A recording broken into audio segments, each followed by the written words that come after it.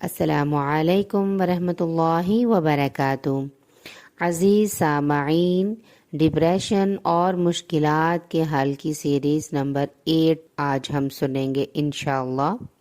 ارشاد نبوی ہے، تم میں سے کسی کو جس وقت مشکل پیش ہو تو وہ اس کو لاحق ہونے والی مصیبت کو یاد کرے جو مجھ پر تھی، کیونکہ یہ تمام مصائب سے بڑھ کر ہے۔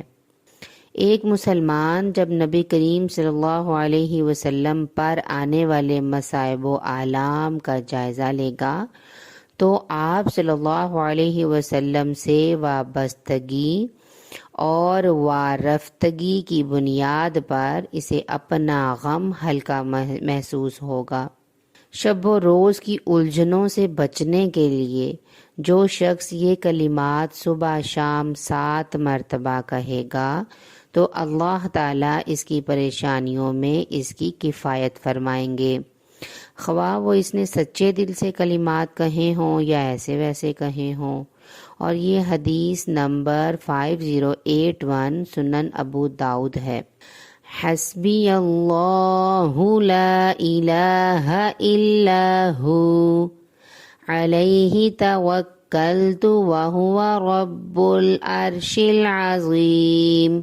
مجھے اللہ ہی کافی ہے، اس کے سوا کوئی معبود نہیں، اسی پر میں توکل کرتا ہوں اور وہی عرش عظیم کا مالک ہے۔ سورۃ توبہ آیت نمبر 129 ہے یہ۔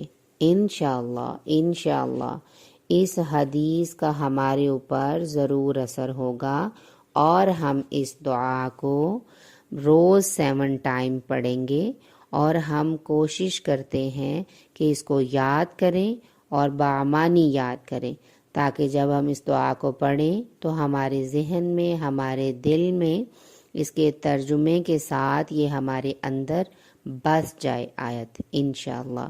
جزاکم اللہ خیر۔ السلام علیکم ورحمۃ اللہ وبرکاتہ۔